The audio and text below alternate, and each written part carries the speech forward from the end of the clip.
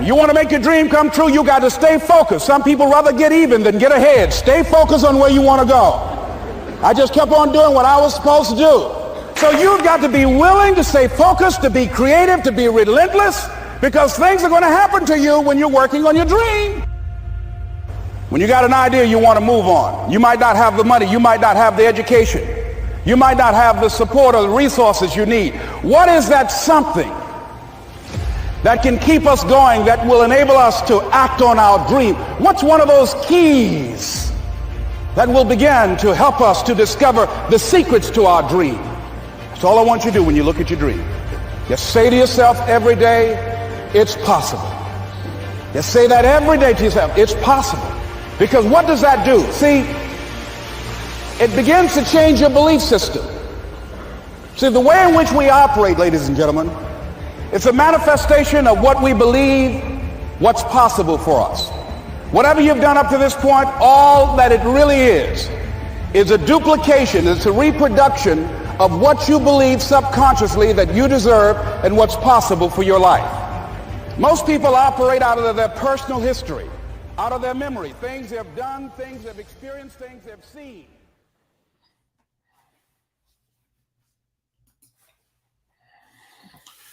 Good morning, beautiful people.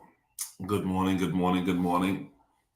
This is the day the Lord has made. It's another day, and I'm excited because we get the opportunity to just go ahead and talk about it a little bit. And so I've invited Miss Jocelyn Childs to Effective Living again to talk about the challenges or some questions that may be related to dreaming and imagining and going for the goal. And so, good morning, Miss Jocelyn. Good morning. Good morning, Coach Ricardo. Good morning, Effective Living family. It's good to be here. Oh, man, listen, what a week. It's been a season of just chipping away. Thank you for being so committed to the program. Thank you for being so committed to the message. All things effective living. Everybody know Jocelyn Childs, you've been chipping away and making it happen and staying connected for a while. Thank you so much. This morning, you have some questions for me. And we're going to do this for about maybe 20, 30 minutes. And ladies and gentlemen, if you have a question, go ahead to put your question in the comment section.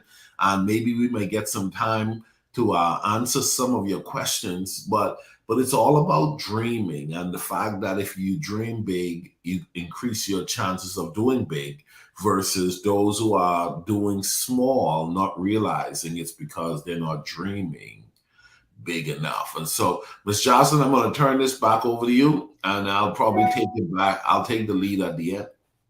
Okay, well, I'm going to dive on in. I do have a few questions for you, Coach Ricardo. So to kick it off, what is the biggest dream you've ever dreamt and accomplished? Wow.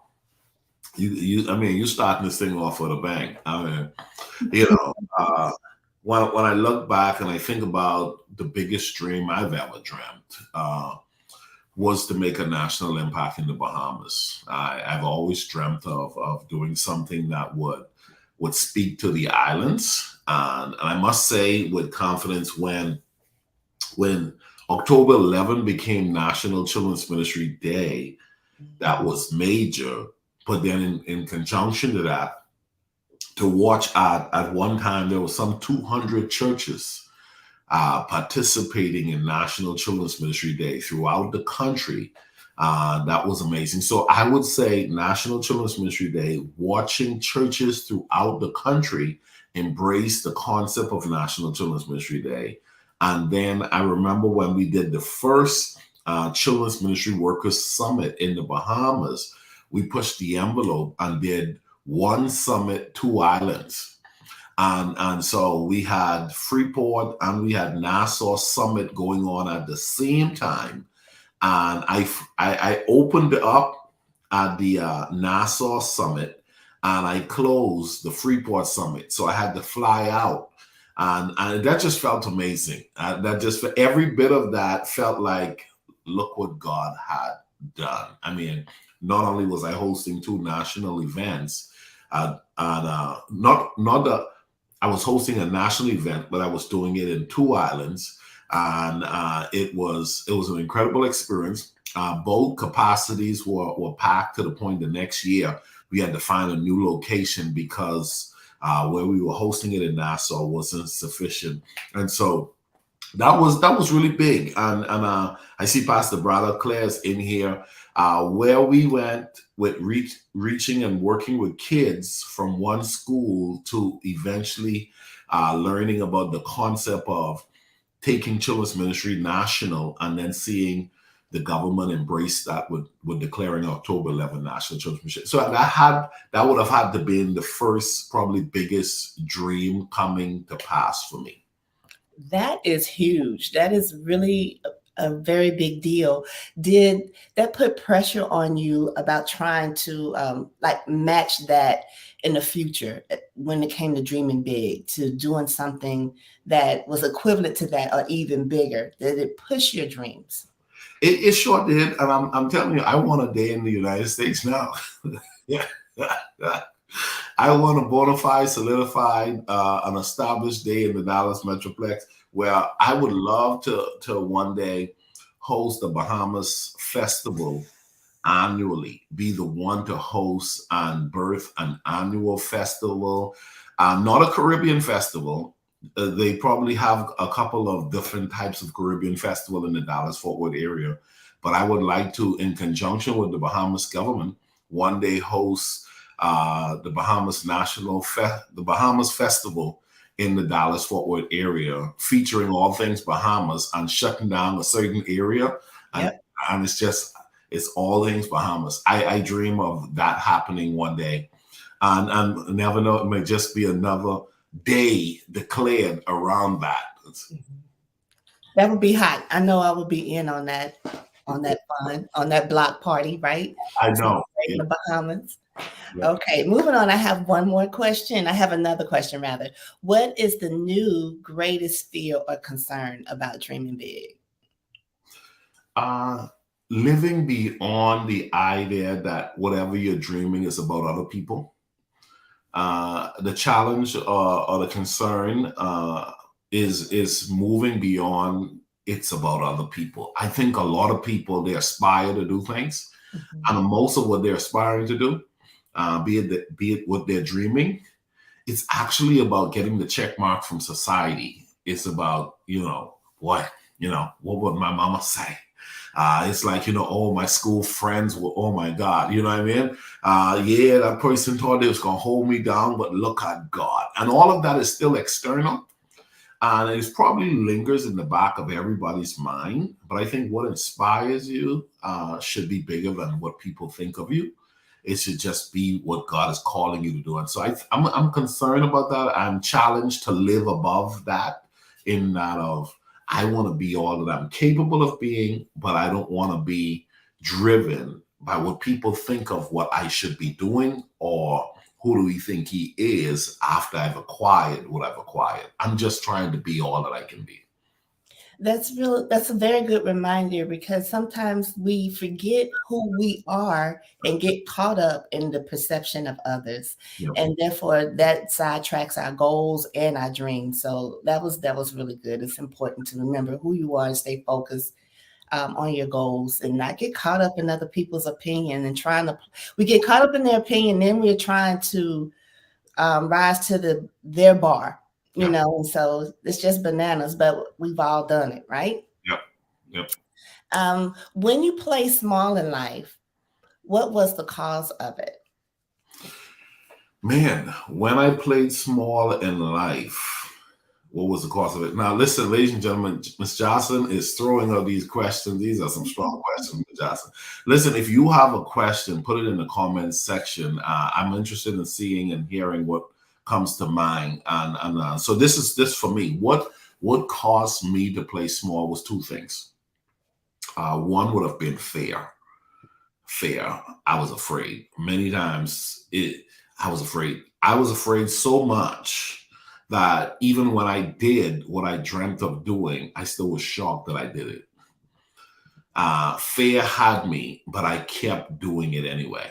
I kept living in pursuit of trying to do it anyway. And so fear still kept me not signing the lease. Fear kept me not agreeing to have the meeting. Fear kept me questioning, am I qualified to go that far with it? One of the things I'm entertaining now is, I'm doing some studies and I'm learning about $1 million month. I mean, $1 million month. I mean, $1 million months, where I came from, $1 million month. Where did you get the audacity to think about $1 million month? Right. And then the second one after fear, it would be that of people's opinions.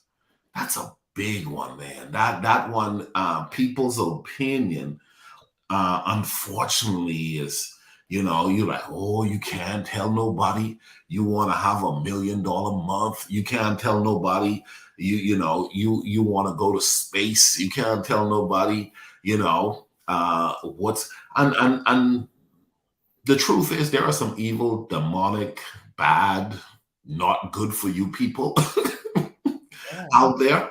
But we live with the belief, if God be for me, who can be against me? We live with the belief that, listen, man, if you're David, Saul is going to be out for you, and you still got to let Saul know, I did win.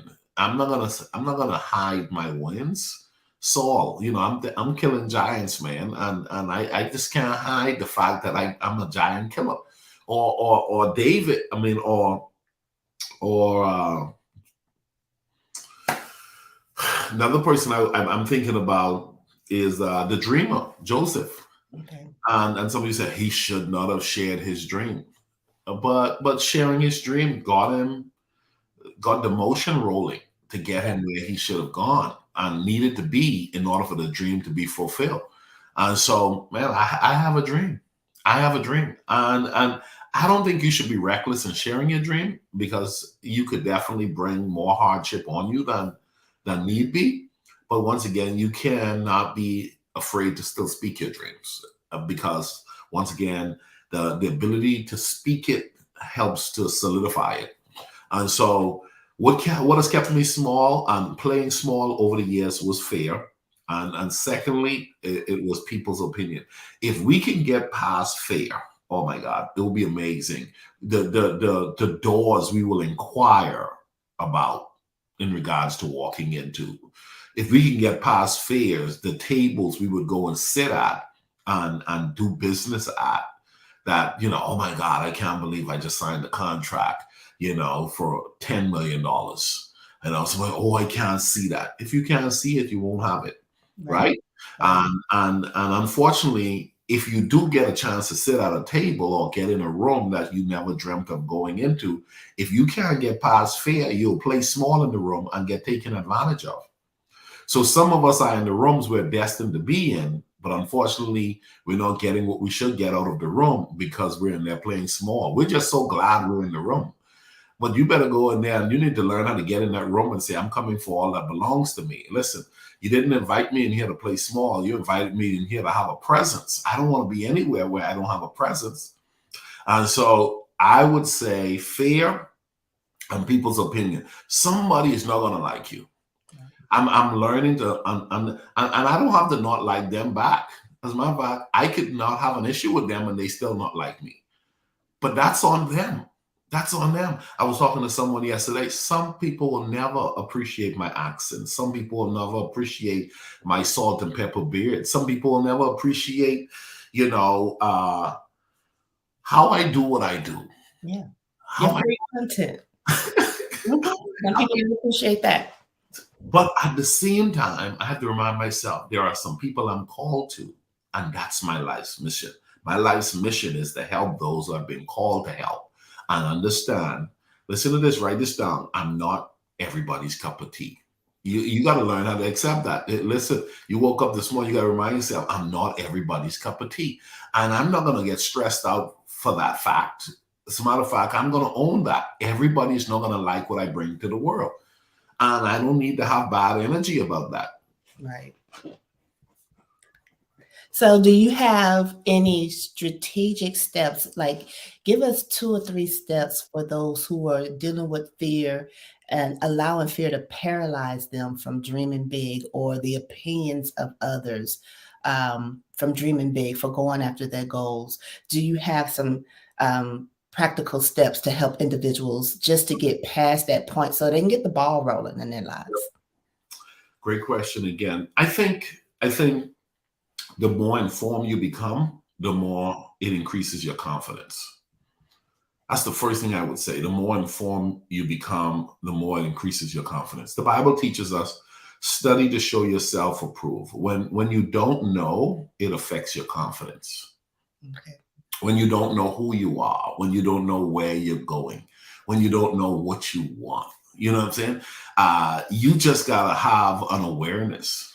You have an awareness. Why am I here? And when you know why you're here, that'll help your confidence. You'll show up a little bit stronger than others. Say, well, you heading to a meeting? Yeah, I'm heading to a meeting. Why? I'm heading to a meeting to show up and show out, man. Because listen, this meeting is the doorway to the next season of my life. And so your knowing is going to breed confidence on you to be able to perform at another level. That'll help you to really acquire more. The other thing I would say is association. I would say aim to be around the most successful of people that you can be around. Aim to be around as much successful people who are acquiring big things. And I'm not talking about people who are just 1 or 2 steps ahead of you. I'm talking about people who are way ahead of you, even if it's only that you're their armor bearer for a while, you're their assistant for a while, where your story would have been told. I can remember the days I was such and such armor bearer. If you were Joseph, you could say, I remember the days when I was cleaning part of his house. I remember the days when I was a bookkeeper. Now I'm the boss, but I made a commitment to be around better. And I think I teach that it's impossible to put your hands in a bucket of glue without some of that glue sticking to you. Yeah. I think it's important for us to level up. And I believe in the better the room, the better the situation in regards to your potential going further than it's ever been. You got to decide. I want to be at the best table, I want to be at the best tables possible. I want to be in the best room possible. I want to be affiliated and doing life with some of the highest and the most progressive people on the planet. As a matter of fact, when I'm looking at who I'm studying and who I'm allowing to influence me, I'm talking people who are only challenging me to go higher, people who are challenging me to do better. And so that's why with this platform, there are some people, Miss Jocelyn, I'm a little bit too much under the positive driven caption for some people. There it's like, you know what? He's always talking about going to the next level. He's always talking about going to the next level. He's always talking about going to the next. That's too much for me. I'm tired. Well, they could be tired, but the truth is, I'm not coming off of this mountain. I'm not coming off of this mountain. And so that's unfortunate because you have to keep pushing yourself even when you don't feel like it. You Yeah. have to keep pushing yourself. It's, you know, I taught this early on. Don't let your feelings be your guide. Let your vision be your guide. Let your dream be your guide. If more people can commit to sticking with the plan, more people will accomplish what their hearts desire.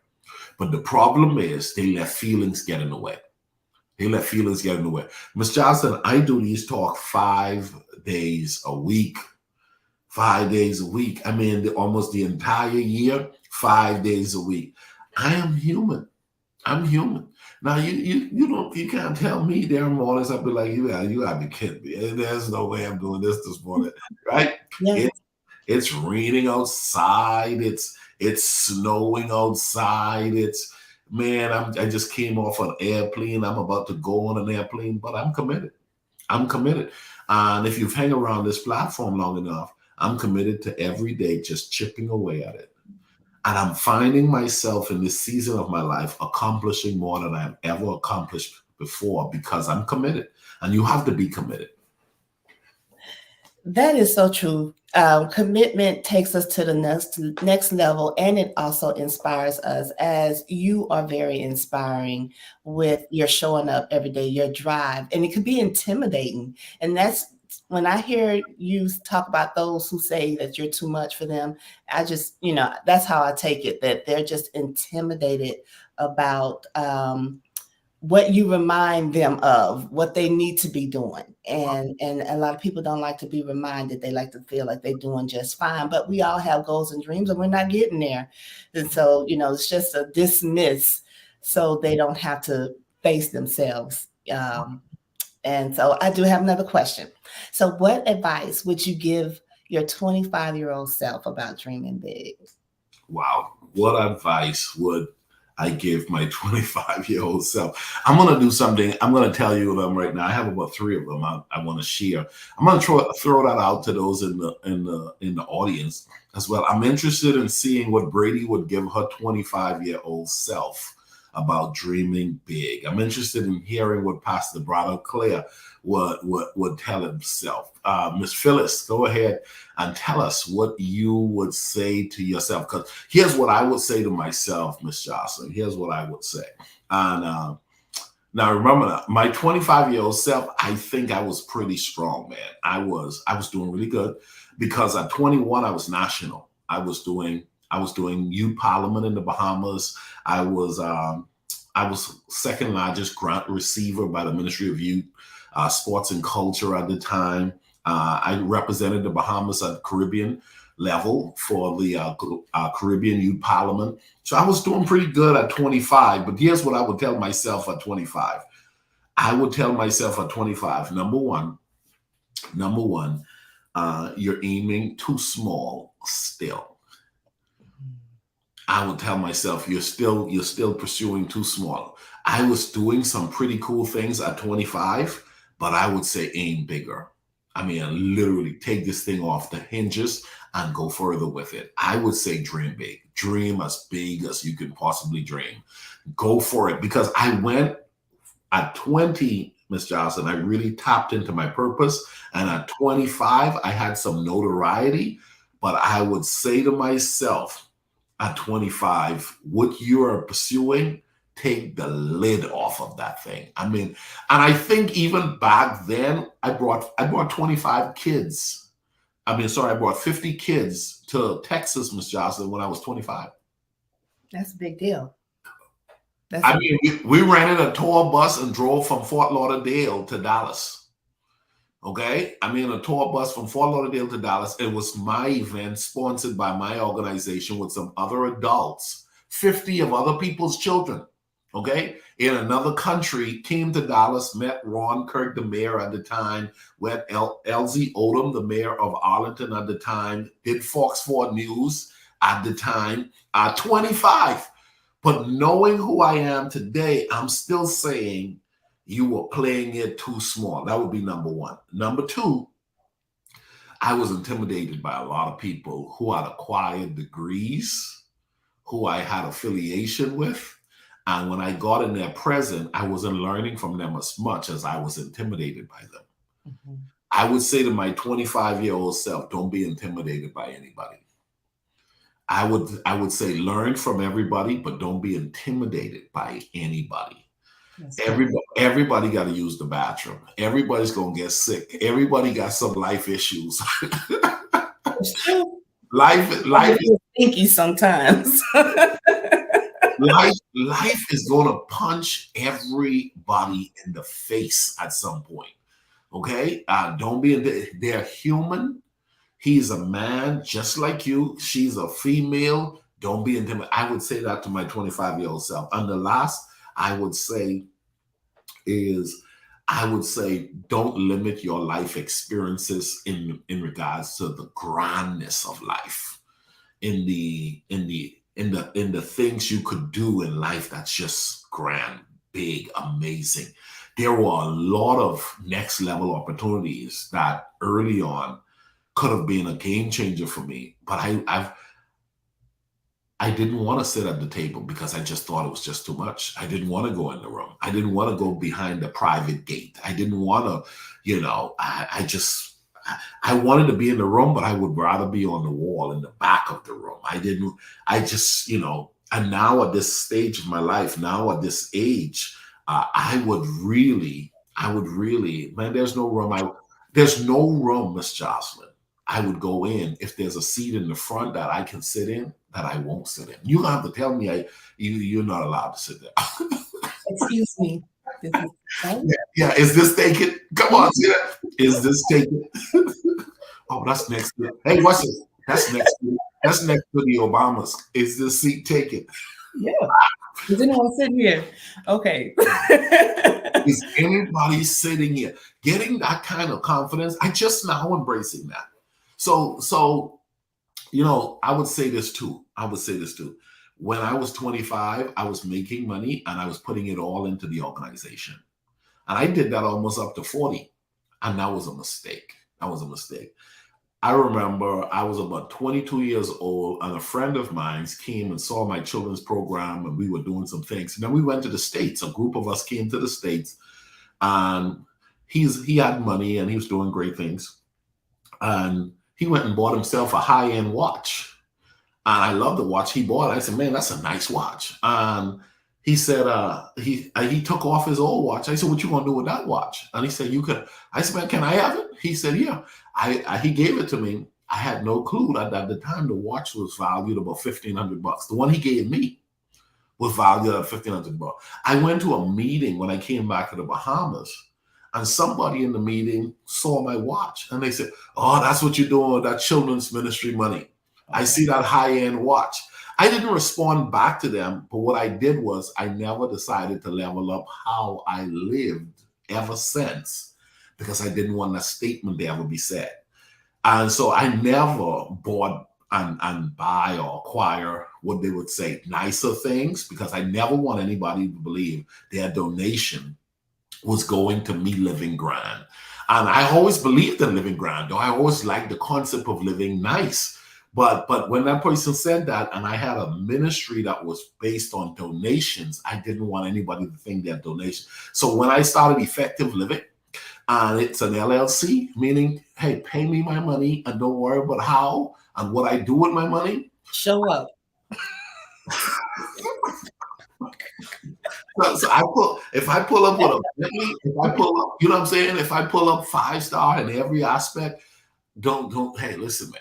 Pay me the money. Give me my money and let me live life based on my terms. And so I'm of the belief.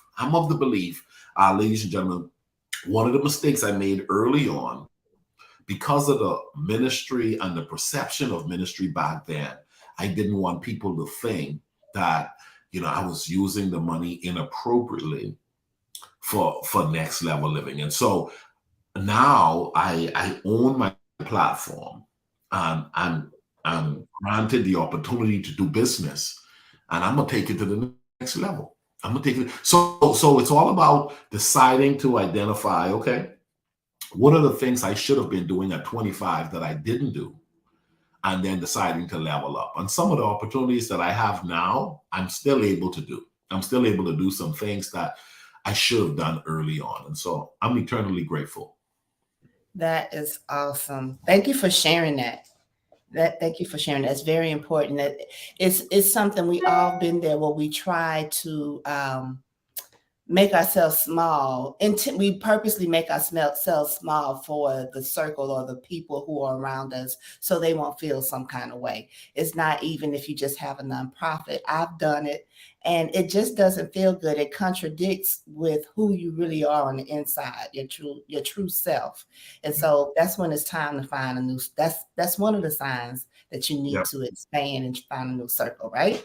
Isn't that the truth? You're right, because there were some people who would have had no problem. I was running a national program in the Bahamas at the time. What would I have to do with me wearing a nice watch? Exactly. What has to do with me wearing a nice watch? But once again, I dimmed down, lessened the whole affluent look. I never chose to show up in a way that really spoke to me. I'm giving all of this to all of these kids and serving the country in such a sacrificial way. Even when I came here and eventually was going back to the Bahamas, every donation people were giving, I was going back to the Bahamas. At one point, I went back to the Bahamas about 10 or 11 times in the same year. And I was pouring everything into reaching kids and National Children's Ministry Day and all that stuff. And I wasn't leveling up. I wasn't like getting no custom suits. I wasn't getting no, this, no getting that. But I had to make a commitment. Hey, man, I can serve humanity and provide the best service to the people I've been called to serve while treating myself nice. I'm going to treat myself nice. I'm not going to live this life having poured out for everybody, giving them everything that I could give them. But then at the same time, when I look back at myself, I neglected me. I never neglected my family. I neglected me. And I'm neglecting me no more. What'd you say? I'm 47 years old. I'm not neglecting you.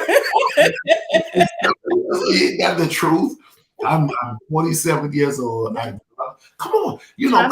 Time out for that.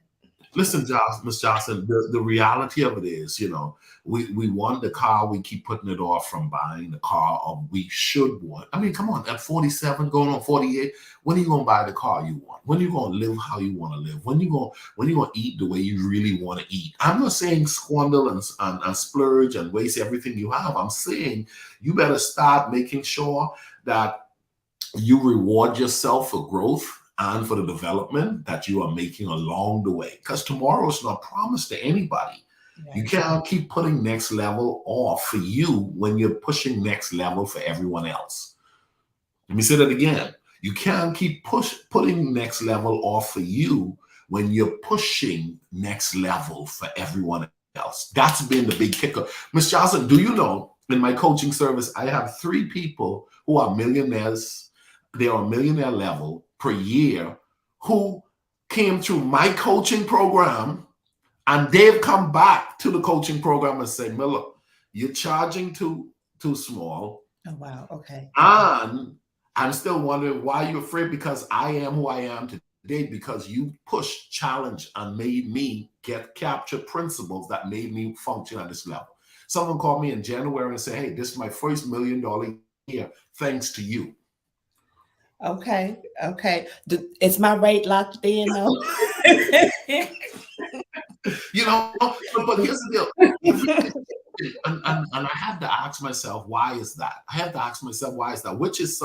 There is some, I would say this, childhood trauma Mhm. connected to the playing small side of things. That watch this.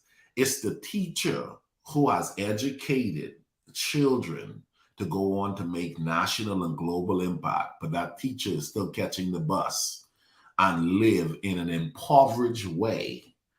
And you almost wonder, how in the world did Barack Obama went to class and was taught speech by you, but then you're still living, catching the bus? How come you're the teacher who taught this person who is changing the world, and you're not tapping into figuring out at least how can life accommodate you on a decent level to where you're not living below your potential? Because you clearly help some people figure out their secret sauce. Now the question is, why aren't you leveling up? Right. Hey, watch this. I'm gonna say this. I'm bringing it all out on the floor today.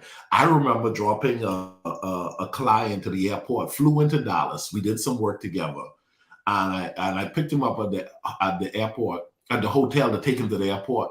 And he said, "Coach, can I give you an advice?" I said, "Yeah, what's the advice?" He said, "I won't say this normally, but he said, you've helped me too much for me not to say this." I said, "What was your advice?" And this was a major one. We're going to close with this if you don't have any more questions. This was major. I almost want to get emotional with him when he said it right now, thinking about it, because it shifted me. He said, "You've helped me to become who I am today. Your strategies and process is amazing." But he said, "Brother, if you pulled up to the airport and I saw you from a distance, I wouldn't be inspired." Okay. I'm He having said, some of that. What were you talking about? What was he you said, saying? he said, "You playing small, bro." Okay. He said, "You playing small. You pulling up to the airport like a newbie, man. You ain't playing like you're the guy who's contributing at this level. You gotta level up." He says, "You gotta remember, you're an inspiration. You're an encouragement. There are some people who are going to learn from you by watching you. They're not even going to get to sit next to you and sit in your class." And he said, "You got to even have a message that inspires from a distance." Did you hear that? Yeah. This was my client. Listen, this is the same one who's the $1 million a year guy right now. He says, "You got to have a message that inspires even from a distance."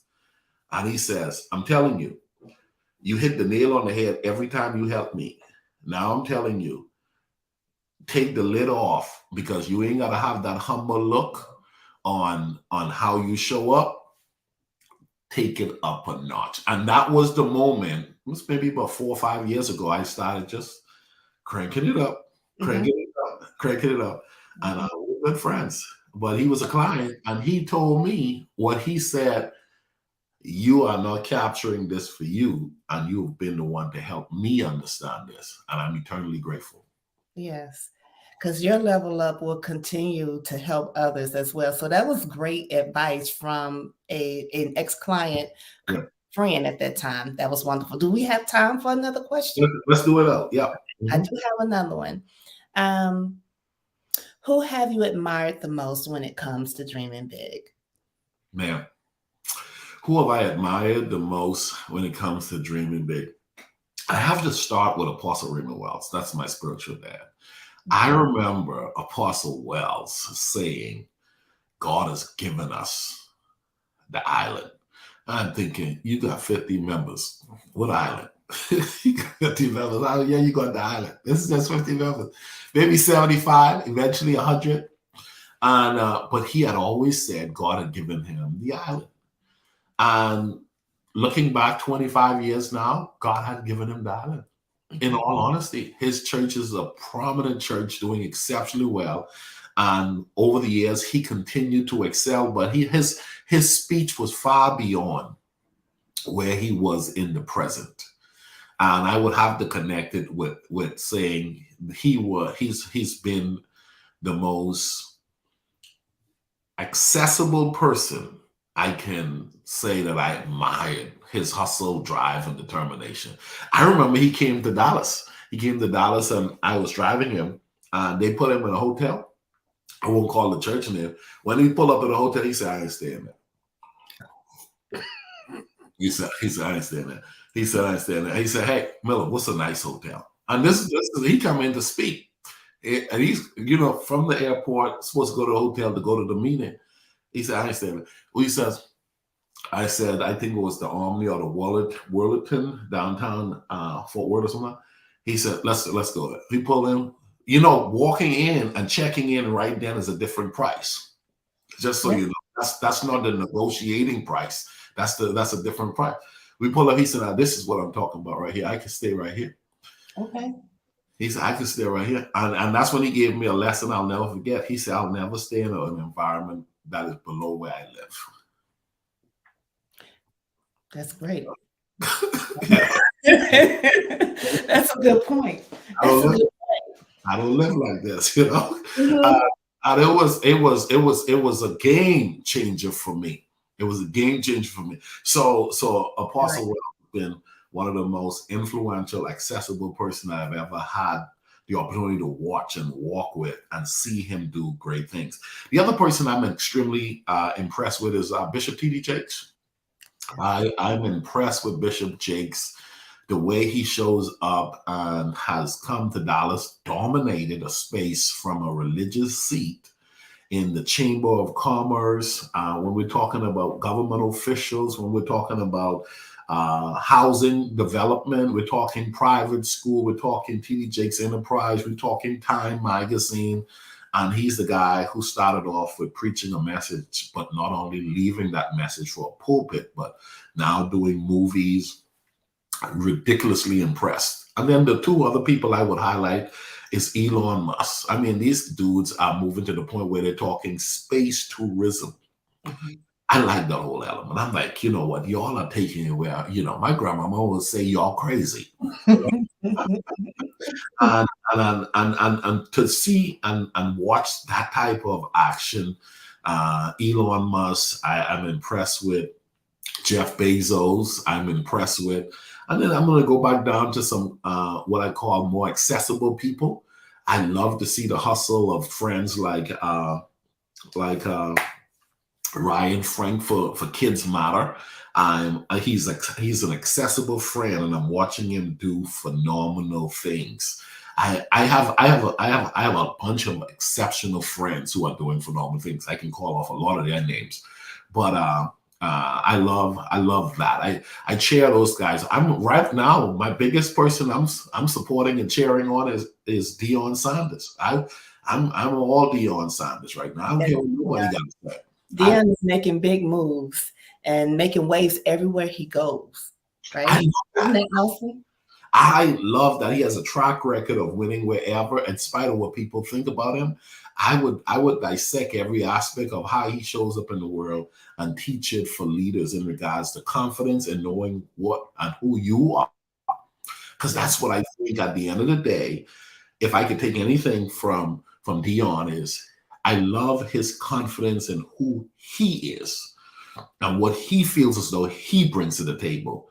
And that's what we are responsible for. You're not going to live life effectively if you don't know who you are and comfortable accepting what you bring to the table. You're not here to please everybody. You're here to leave it on the floor. You're here to dominate. You're here to subdue. You're here to multiply. You're here to replenish. You're here to be all that God has created you to be.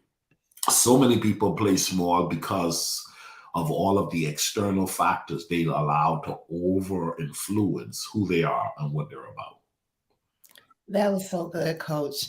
I don't think we have time to go on any further. It's 6:44.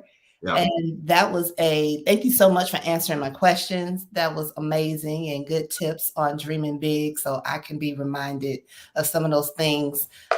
Very, very good tips and answers. Thank you. Thank you for having me on. Mm-hmm. Thank you so much for asking the questions. I'm wanting to do these questions every Friday. People, if you're a part of the community, you want to ask some questions, throw me your questions. I'll do my best to answer them.